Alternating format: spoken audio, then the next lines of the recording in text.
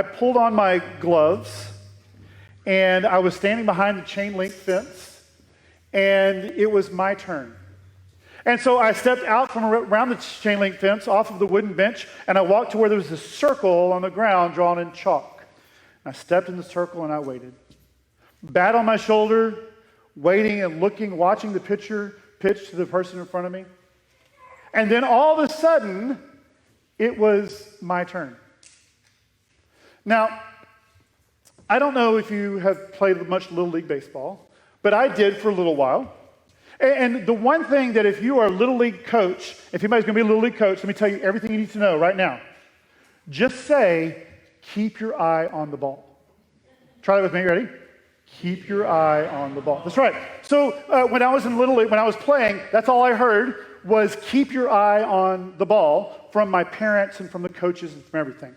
And at this point, I was playing, where they pitch the ball at you. But I remember when I started off playing, we didn't do that. When we started off playing, there wasn't a pitcher on the mound. There was this plate with this rubber pipe, and you put the ball on top of the pipe.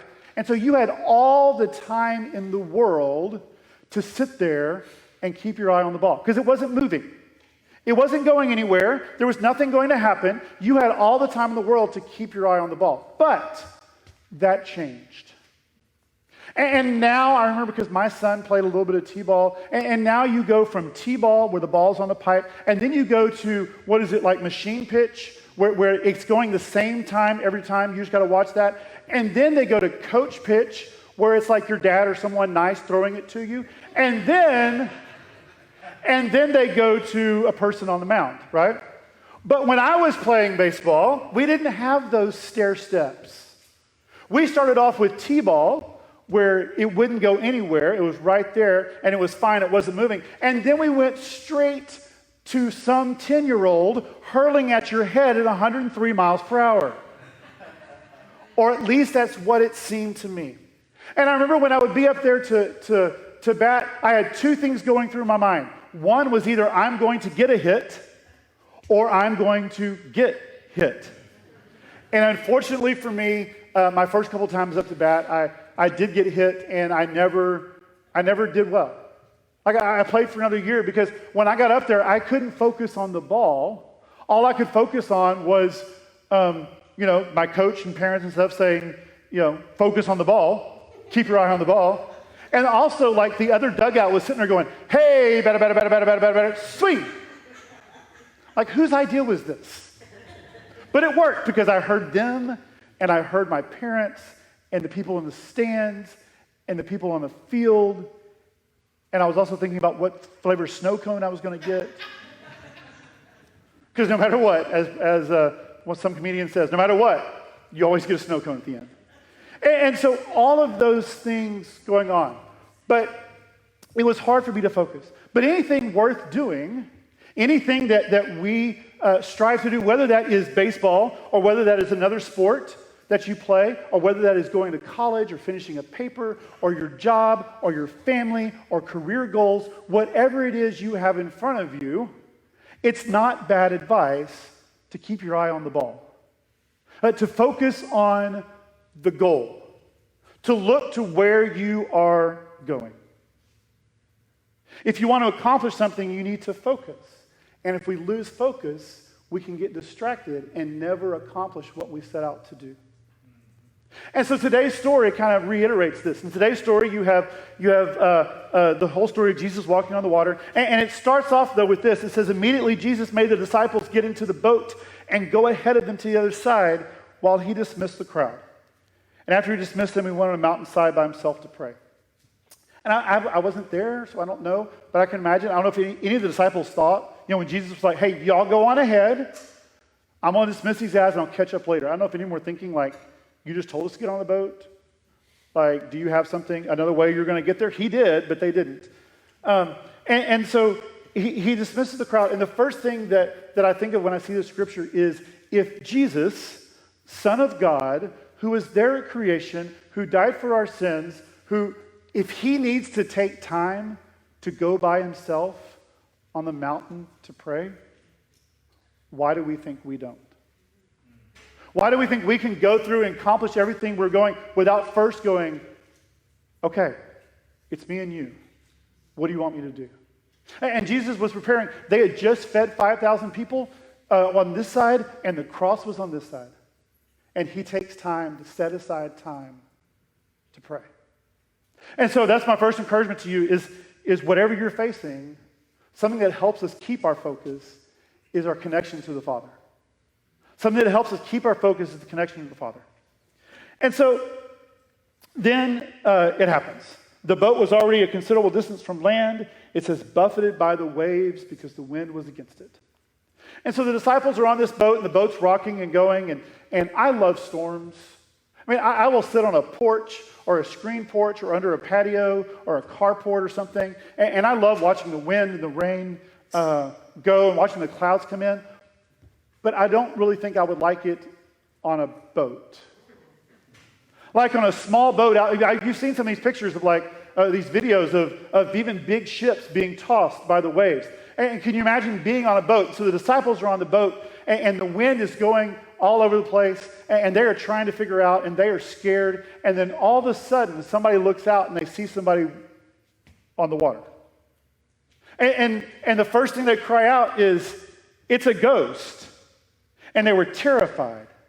And Jesus said, take courage. It is I. Don't be afraid.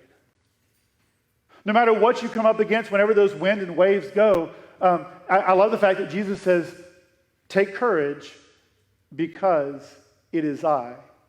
Therefore, you have no need to be afraid. He didn't stop the wind and the waves. He didn't take away the boat rocking. He said, even though you are in this, I am here too. It's going to be okay.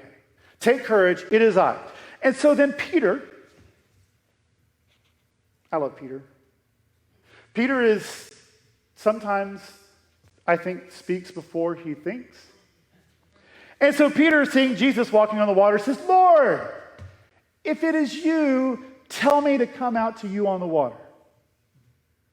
And I don't know, I wasn't there, but I can imagine that Peter said that, and then he thought, oh no, what have I done? Have you ever done that? Have you ever said something and you're like, I didn't mean to say that. I didn't think that through. I wasn't completely in my right mind when I did that. But he says, Lord, if it is you, tell me to come to you on the water. And Jesus says, come. There are things that God has equipped and empowered you to do. And he's just waiting for you to say, tell me to come. Amen. And he's going to say, come.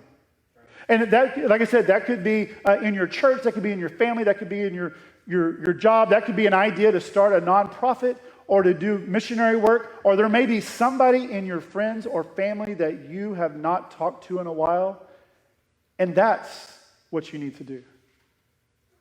To repair a relationship, to begin a relationship. And Jesus says, come. What is it that you have been called to do? That you have been uniquely gifted and equipped and called to do? And so Peter says, Lord, can I come? And Jesus says, let's go. And Peter steps out, and what happens? He did sink, but what happened before that? He did it. Peter stepped out and walked on water. He kept his eye on Jesus for a while, and while he did, he was doing it. He was walking on the water. You can do what God has called you to do. He's not calling you going, I don't know if you can do this or not, but here, try it. No, he goes, if you focus on me, you can do this. Whether it is that relationship, or whether it is that nonprofit, or whether it is whatever that is that God has called you to do, using your gifts for worship or in the community. Whatever it is, Peter succeeded. And I think we automatically jump to Peter sinking, but we need to remember that he did it, and it is possible. But then something did happen. George, you are right. It says this. It says that Peter noticed the wind and the waves. Now, I don't know how many of you have ever watched Roadrunner cartoons. Anybody? Roadrunner and Wile E. Coyote, all right? It was like however many years of cartoons, episode after episode of the same exact thing, right? So there was all these little memes and little ideas and themes throughout it. But the basic idea is the Roadrunner was running away. Wile E. Coyote was hungry. And so Wile E. Coyote kept coming up with different ways that he could catch the Roadrunner. So one of them was he would paint a big tunnel on a mountain, thinking that the Roadrunner, when he hits it, is going to hit it, right? What happens when the Roadrunner gets there? He ran through it. Cartoon logic. Cartoon logic is important. So cartoon logic allowed the Roadrunner to go through and Wile E. Coyote then to hit the wall. Or there was an anvil tied up with a really thin rope and birdseed. And when the Roadrunner came, he ate the birdseed. The anvil was supposed to drop. It never worked. When Wile E. Coyote went over there to check out what happened, then the anvil dropped. But my favorite one is this. My favorite one is there would be this cliff, right? And the Roadrunner would be running, and this is videotape, so it's just going to be on there. And the Roadrunner would be running, and Wile E. Coyote would be behind him, and he would run, and he would get to the edge, and inexplicably, Roadrunner was able to stop without going forward, and he would just go like this. No, it's already on camera. You don't need it again. They got it right there. They're like, yes. And what would happen to Wile E. Coyote? He would run off. And what would happen to him when he ran off the cliff? Not immediately. You're right. He stayed there, suspended in the air, and then he would do this. He would reach out his toe, and he would tap. And when he realized that he was doing what he couldn't be doing, he fell. And Peter does the same thing. Peter's walking on the water, and then all of a sudden, it says he noticed the wind and the waves. I don't know for you or for me what those wind and waves are. Sometimes those are people who just have it out against you, and they are the wind and the waves, and they're telling you can't be doing what you're doing. Sometimes it's well-meaning friends and family who are like, do you really want to do that?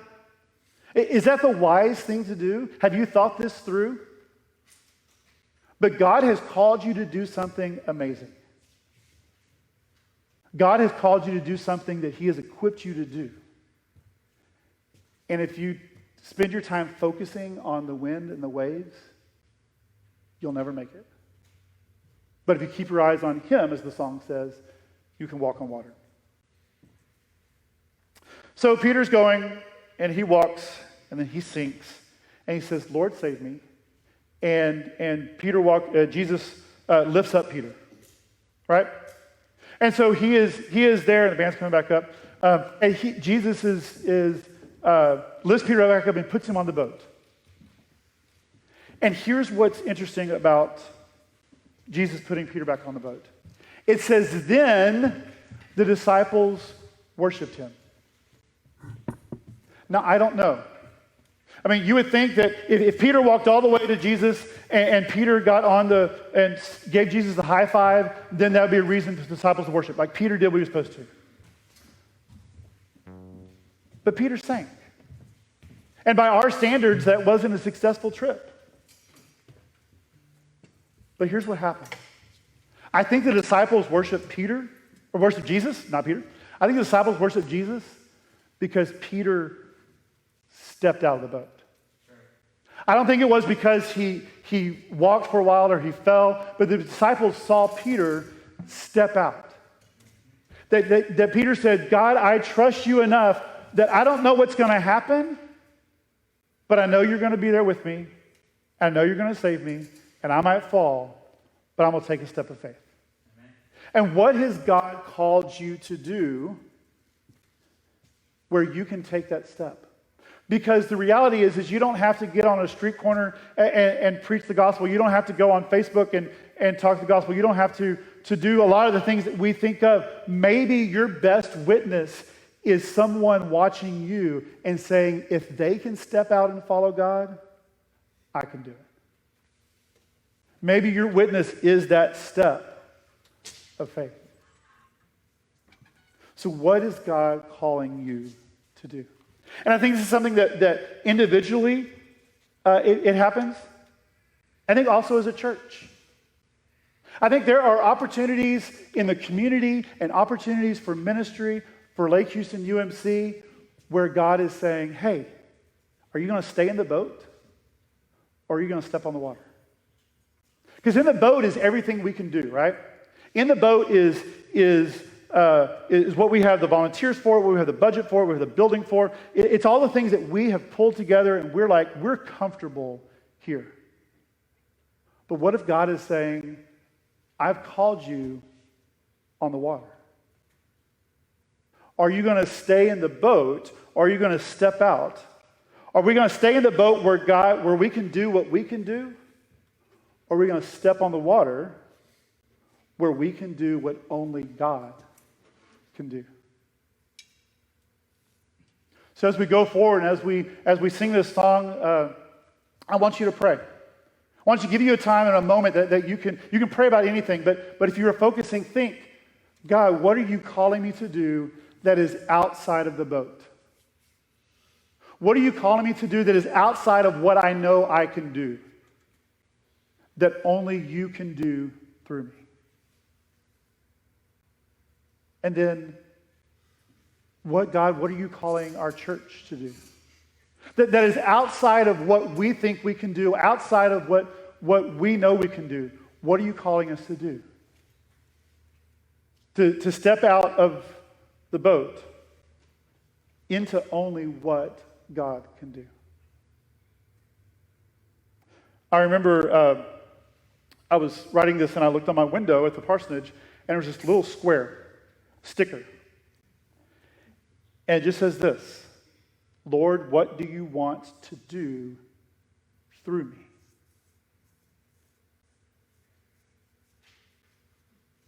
Know that we need to take time in prayer at the beginning